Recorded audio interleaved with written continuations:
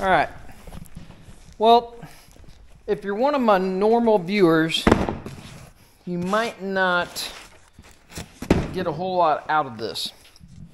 But if you looked at the name of the video and you are actually coming here to look and see what this is, you might think this is a little bit of amazing. And the only reason I say that is because I told a buddy of mine about it. He thought it was a very dumb idea, I think. He was like, that's just stupid. I don't think you'd use it and this, that, whatever. But I fully plan on doing a full review on this because I think this tool is going to be amazing. And for the price, you cannot beat it.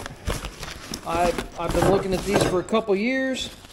I have not brought myself to buy one because they are incredibly expensive, and this is very well packed. This came from Britain. It's got some plastic wrapped up, a nice deal here. We won't show you the top of it because you don't need to have my address. But I bought a GPS. No phone signal required, no internet required. This is a wireless GPS system for a tractor or anything you want to put, anything that has steel on it to where you can magnetize this to. And here's a picture of the app, and I'm going to do a full detail on this, but as you can see, after you can set your AB lines, which if you've never done GPS or farm work or anything, it may not make any sense, but your AB line is your starting point line over here. Well, you can set how wide your implement is on the back, let's say a sprayer, a seeder, anything like that. You can even set it to offset or centered off the back of the tractor.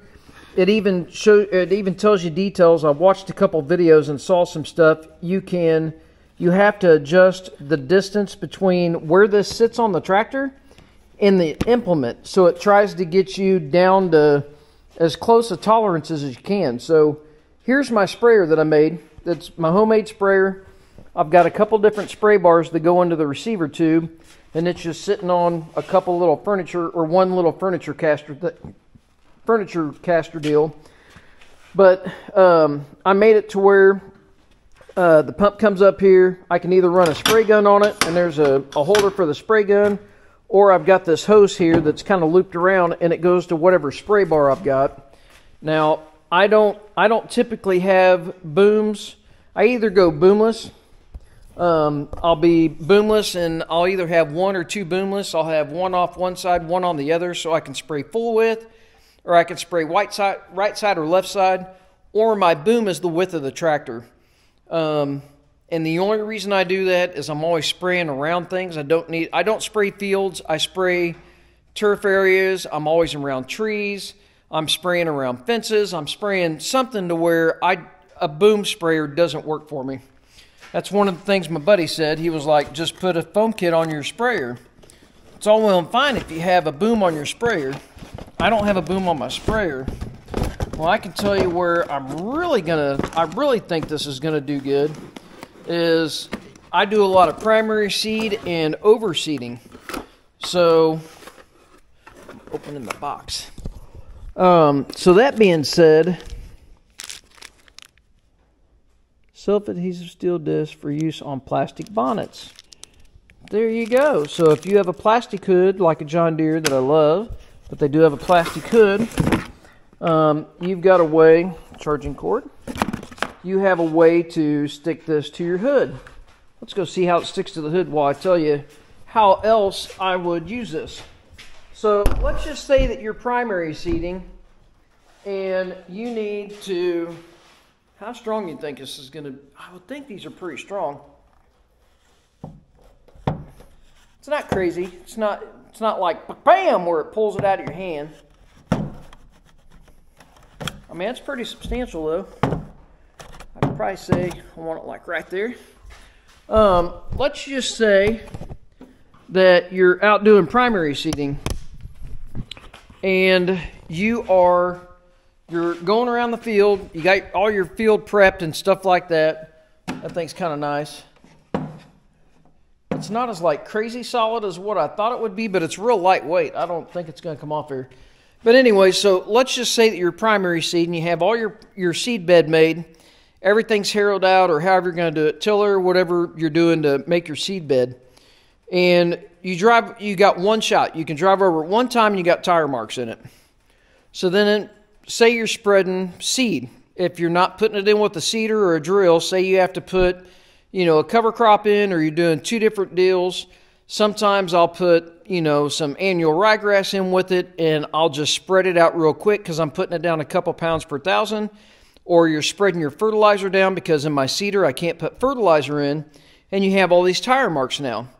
Well, if we go back over here to the picture of the app, and I'm gonna get the app downloaded to my pad and all that, but you can set your different widths.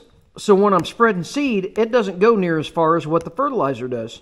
So I could set it up for my seeder, my broadcast seeder to broadcast out. And let's just say it's casting 12 foot wide with annual ryegrass or something in it.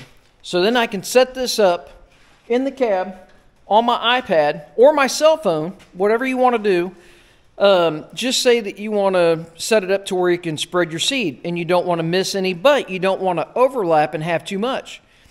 Well, you can set your overlap in this. So say you want to overlap a foot.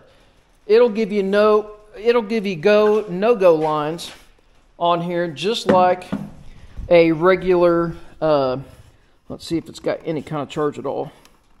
Yeah, so there's your go line. So if you're green, you're good to go. I'm sure this one's yellow, the outside two are probably red if I had to guess. I didn't pay attention to when it lit up. But those are your go, no-go lines is what I call them. You want to stay on green. If you get over here, you turn to get back on your green line. So, as you're spreading your seed, you can not waste any seed. It's going to be a better product for your customer. It's going to be less waste for you. And then when you're doing fertilizer, it goes out further. So you can't necessarily go down the tracks that you made with the seed because now you're wasting more fertilizer. Now, if you want to put more fertilizer down than what you need, so be it. I'm not saying you're a bad person for that. But if you're in it for a business, and you do a lot of seed work like I generally do, I think something like this is well worth it. This thing costs $985. Today is Tuesday. It's 2 o'clock. It's 2:45, but this literally came at like probably 1:30. It's Tuesday. I ordered this Sunday. It came from Britain. Britain. A whole other country.